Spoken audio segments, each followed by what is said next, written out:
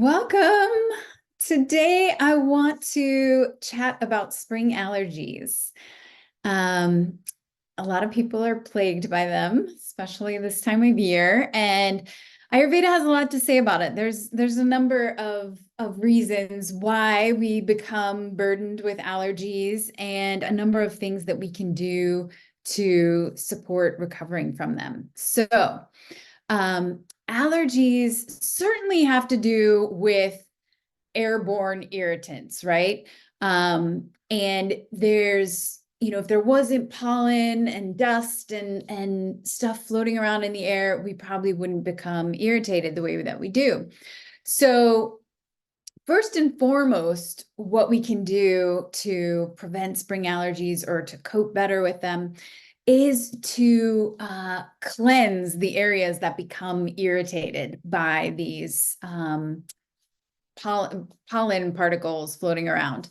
So we can use a neti pot to rinse the sinuses on a regular basis. I recommend doing it first thing in the morning, and you can also do it in the evening before bed, or anytime when you've been outside for a good chunk of time and you think you might have breathed in a lot of pollen. You can come in and do a neti pot, just a simple rinse with warm water and salt, to cleanse anything that might have gotten stuck up there.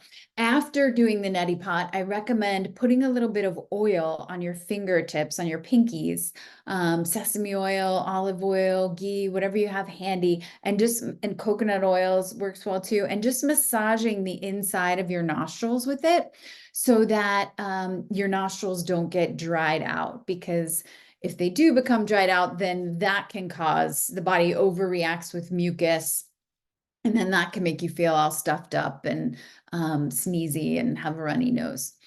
Another good way to clear pollen out of areas that might be irritated is to do an eye rinse. So you can just simply use cold water, or you could use rose water if you want to get a little bit fancier.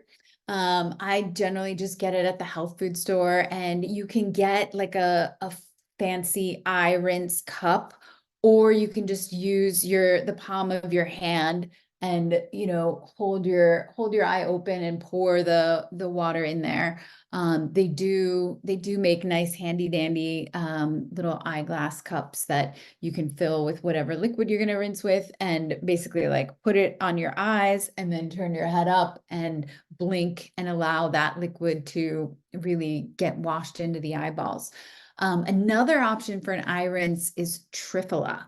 So you can get the triphala powder and boil a half teaspoon in 1 cup of water for about 2 minutes, and then strain it through a brown coffee filter, and make sure all the particles are cleared out of it. Doing it through that coffee filter will work well, better than like a cheesecloth will.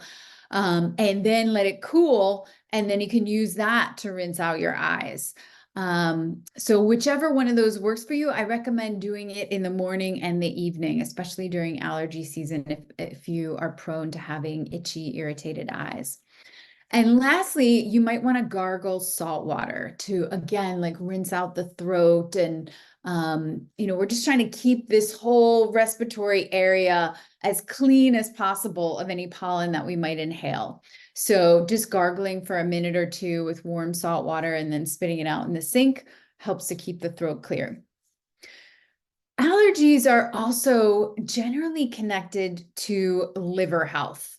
To liver heat, liver congestion, liver toxicity. So if the liver is overburdened, we're more likely to react to allergens. And in Ayurveda, allergies are also connected to Pitta dosha, which is intimately connected to the liver.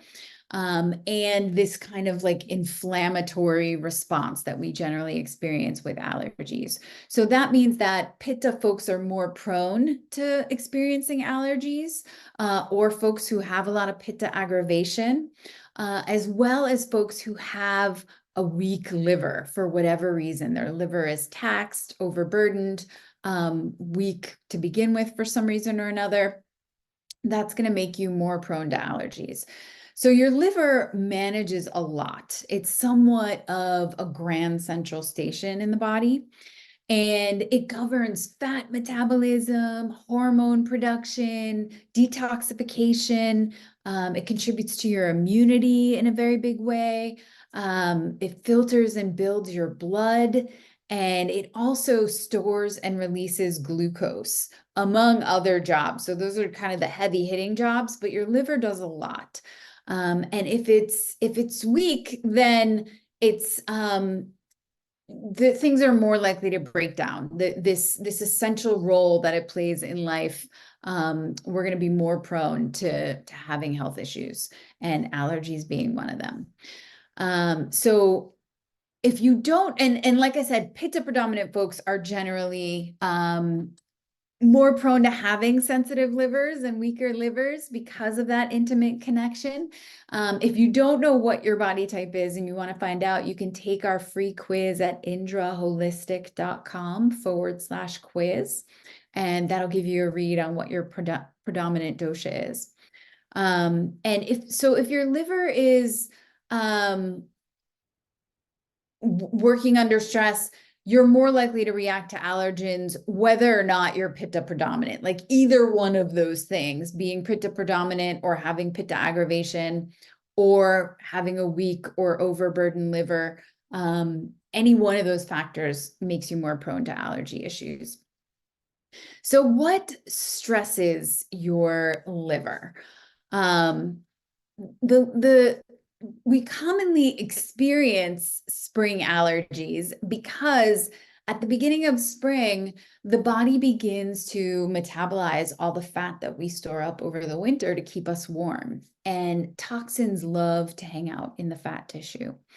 And the liver is responsible for both fat metabolism and detoxification. So in spring, it's already got a lot of work to do. Then you add these irritating pollen particles floating all around, and it's easy to find yourself having some sort of an allergic reaction. So aside from this natural process that happens in spring, where all of us are a little bit more, all of our livers are a little bit more reactive this time of year. So there's a number of things we can do from an Ayurvedic perspective to support that in terms of spring wellness. And I talked about that in my spring wellness webinar, which you can catch on my YouTube channel or in my Facebook group. If you want to learn the Ayurvedic breakdown of what we can do in spring to just support overall health, there's a lot of liver tips in there too. But I wanted today to dive into what stresses the liver. What are the potential culprits that are really going to aggravate the liver and make it put it in a place where it's weakened or overburdened? So first on the list is stress. Your liver manages a lot, like I said, everything from fat metabolism to hormone production to detoxification and more. And among the hormones that it governs are your stress hormones. So living under stress requires a constant supply of cortisol.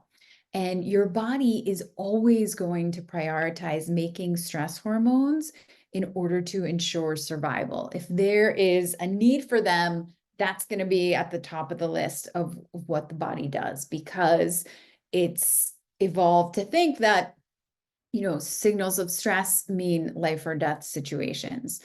And so because of this, sustaining a stressful lifestyle requires the liver's limited resources to go towards making stress hormones.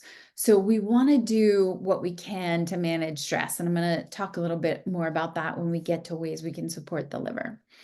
Another big factor in liver health and in taxing the liver is a poor diet. So eating fatty and or processed foods require extra effort from your liver. Like I said, your liver governs all fat metabolism and detoxification, and it has to work harder when you eat fatty, rich foods, especially if it's poor quality fats like chips and fried foods. Processed foods are usually packed with additives that are toxic in the body, and so the liver has to filter them out. So eating a poor diet that's not ideal for your body type, which if you take that body type quiz, that DOSHA quiz at indraholistic.com/quiz, it'll give you in the results some recommendations for things you can do to support your body type, some dietary recommendations as well as lifestyle recommendations. So eating a diet that is not appropriate for your body type can also cause problems with digestion in the liver. Toxins are another big one. So whether these are environmental toxins like air pollution or water pollution, or intoxicants that you choose to imbibe like alcohol, tobacco, marijuana, the liver has to filter it all and dispose of the waste that comes from filtering those toxins. So avoiding toxic exposure is very supportive to maintaining liver health and averting spring allergies.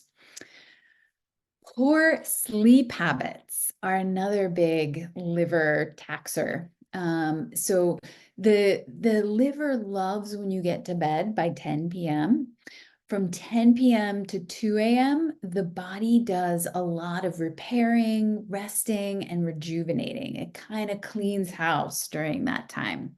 And lack of sleep impairs your liver's ability to detox. The time when it would be spent cleaning up, it's spent processing whatever you're taking in when you're awake. The liver plays a key role in digesting everything that we take in. So get to bed, close your eyes by 10 o'clock, and ideally have a good sound night's sleep until at least, 2, 3, 4 a.m. To make sure that your body has that opportunity to clean up. And last on the list of these are like I said, this isn't a comprehensive list of everything that can tax the liver, but I'm sharing some of the heavy hitters. And so last on the list is control, and this kind of goes along with stress. There's a continuum there that control impedes liver function, and when we get overly controlling, the liver starts to astringe. It starts to kind of dry out, and things start to break down. So that sort of clenching of like, no, it has to be this way. I'm not accepting reality for what it is. It has to be this way that I want it. That can impede liver function. And so we want to, and also cause this sort of stress response. So we want to, whenever possible, go with the flow, ideally. I realize that's easier said than done and not always possible, but keeping in mind that that's something that taxes your liver. So how can we support liver health? What can we do to alleviate allergies and make sure our liver is healthy and strong? Number one, do your best to manage stress. Alternate nostril breathing can be a great tool for this. I have an instructional video on how to do it on my YouTube channel. So you can go to Indra Holistic Health YouTube channel and find it there. And doing that for 10 minutes in the morning can really help to mitigate the body's reaction to stress. We can't omit all stress from our lives. We can make conscious choices and do a good inventory to take stock of, there's some stressors in the mix that we could avoid, that we could get rid of, things that we don't want to be doing, that we hate doing, that we're doing for some reason. That maybe we could just say no to. But also there's often, plenty of stressors that we can avoid. And so working with alternate nostril breathing can help you to take responsibility for and manage how you react to stressors, so that you're not living in this like cortisol-laden body full of stress hormones all the time. We can also eat wholesome homemade foods whenever possible, and foods that are appropriate for our body type, also known as dosha. There are some recipes on my website that you can download for free to give you a sense of some dosha appropriate recipes. You can go to indraholistic.com/recipes and download my free recipe book there. And it breaks breakfast, lunch, and dinners and drinks and desserts down by each of the body types. And the recipes are also meant to be, fairly easy to prepare, because I know a lot of us don't have a ton of time to cook, but we want to make it a priority. We can also limit toxic exposure. So, limit the toxins in your house. Be careful of things like household cleaners and laundry detergent. I mostly use baking soda and white vinegar for cleaning, and I make sure to get the cleanest laundry detergent I can. It shouldn't smell fragrant and have a bunch of weird chemicals in it. Try to get the purest stuff you can. Also, the things that we put on our skin, ideally, it's something that you would also feel comfortable eating, because you basically are eating whatever you put on your skin. So I only use coconut oil or castor oil, food grade quality, makeups, hair dyes, hairspray, any of that kind of stuff can be toxic. And so we want to be mindful of, what we're putting on our body. And then, plastics around the house, using plastics for your food or drinks. Be careful of that. I recommend glass or stainless steel. And then, of course, there's the toxins that we choose to imbibe, like alcohol, marijuana, cigarettes, nicotine. Particularly during the springtime and when allergies are plaguing you, do your best to avoid any of those. Stay away from them, and let your body focus on just managing the allergens it's being exposed to, and not having to do this extra detoxing. Get to bed by 10 p.m. It helps to stay off screens for a few hours before you're going to go to bed, before you're aiming to go to sleep.